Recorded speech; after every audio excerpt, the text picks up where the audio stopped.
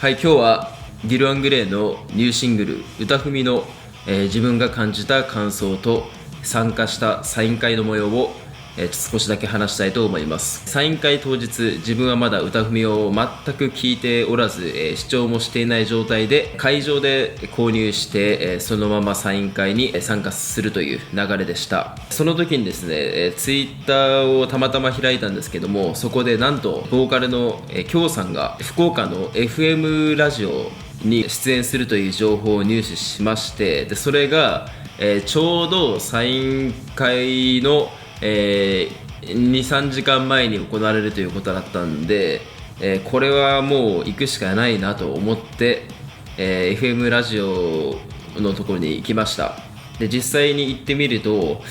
結構たくさんの人がいて、で自分が着いた時にはもうすでに、きょうさんが喋っていたんですけども、ガラス越しに、彼が喋っているのを聞いても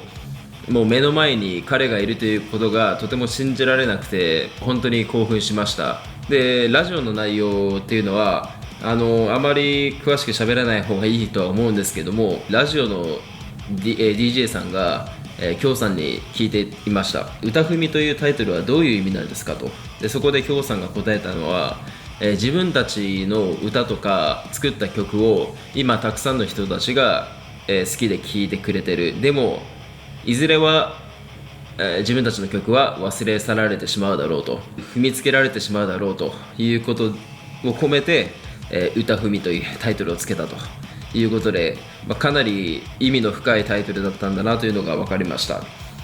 それから秋に控えている、デュームスピーロスペローのツアーについても少し語っていて、でまたこれ DJ さんが語っていたんですけど、なんで今デュームスピーロスペローなんですかと聞いたところ、きょうさんは、僕は実はこのツアーは一番楽しみにしているんです。なぜなら、このアルバムは多分みんな一番嫌いだろうからと言っていて、きょうさん聞いてましたね。この中で正直DJ さんかな聞いてたのは、この中でじゃあ正直にデュームスピーロスペローが、一番好きな人手を挙げてくださいと聞いたところ、誰も一人 いましたね。でもほとんどの人がやっぱり挙げてないと。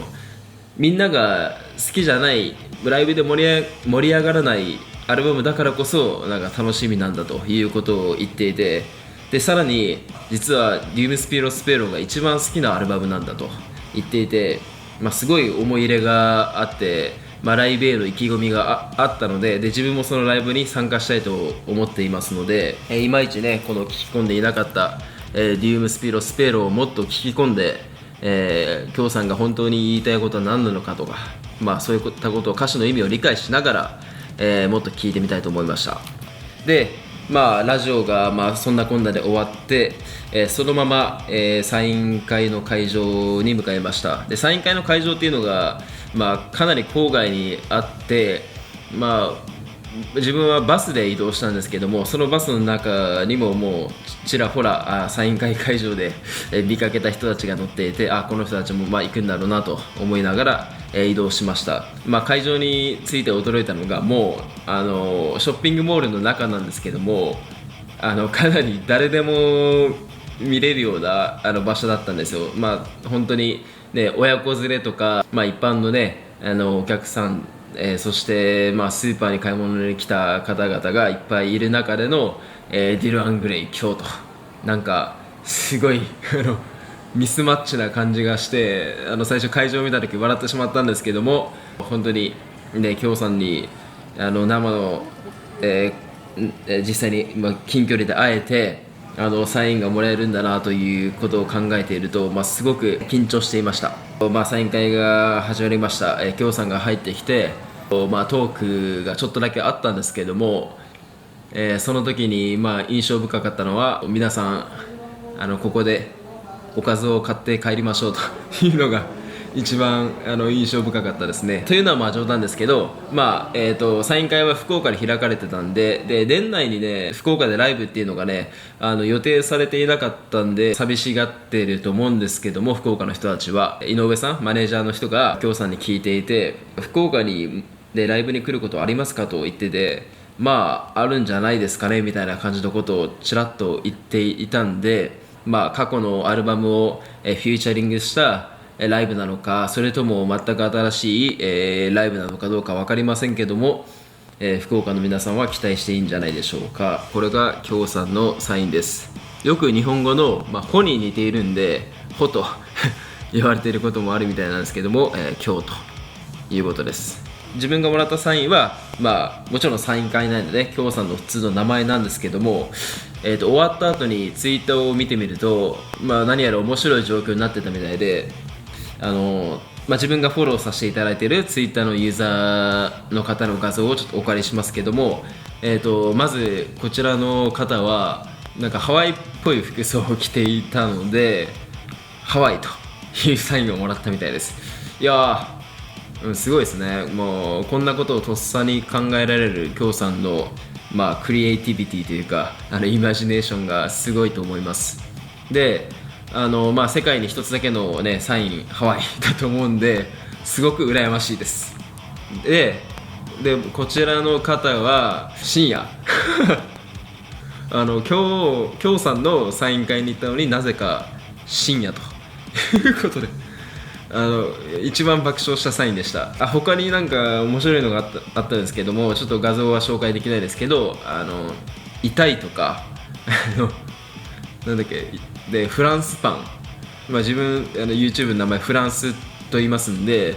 フランスパン、こういうサイン欲しかったな、次ちょっとフランスの、国旗でも身につけていこうかなとか思ったりしましたけども、それは冗談としてすごいですよね。もうこれもう京さんのサイン会じゃないと絶対起きないことだと思うんで、なんか書きながら人によってはなんかニヤニヤ笑いながら書いてるなって思ってたんですけども、そういうことだったんだなということが後でツイッターで明らかになって少しなんか面白かったです。曲自体はね、京さんがラジオで言っていた通り、ディル・アングレイのね、ある種根源とも言える、痛みであったり孤独というのが存分に発揮されている曲だなと。世の中のものっていうのは本当に信じていいんだろうか。自分は、今はいろいろな人がねついてきてくれているけども、結局のところは孤独なんだということがすごく現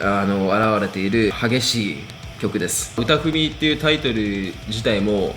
なんていうかな、思い返したのは江戸時代ですかね。日本がまだ鎖国している時に踏み絵っていうのがあったと思うんですよ。その時隠れキリシタンを弾圧するための、踏み絵というのを政府がやらしたと。で自分が信じているものを踏みつけるというのはもうとても誰もできないとは思うんですけども、やはり世の中のルールに従うためには自分の信じているものさえも踏みつけなければいけない。これはもう全く僕の想像なんですけども、自分の曲をね今好きで聴いてくれている人たちもいずれは歌をね踏みつけるんじゃないかとか、そういった、孤独感とか怒りっていうのがよく表現されているんじゃないのかなと、思いました。綺麗なクリーンのボイスと、激しい、サウンドというのがうまく合わさって、ディル・アングレイが本来、表現したかったであろうものがすごく、うまく、表現されていると思うので、自分はとても大好きな曲です。視聴するのではなくて、CD を買って皆さんも聴いてみてください。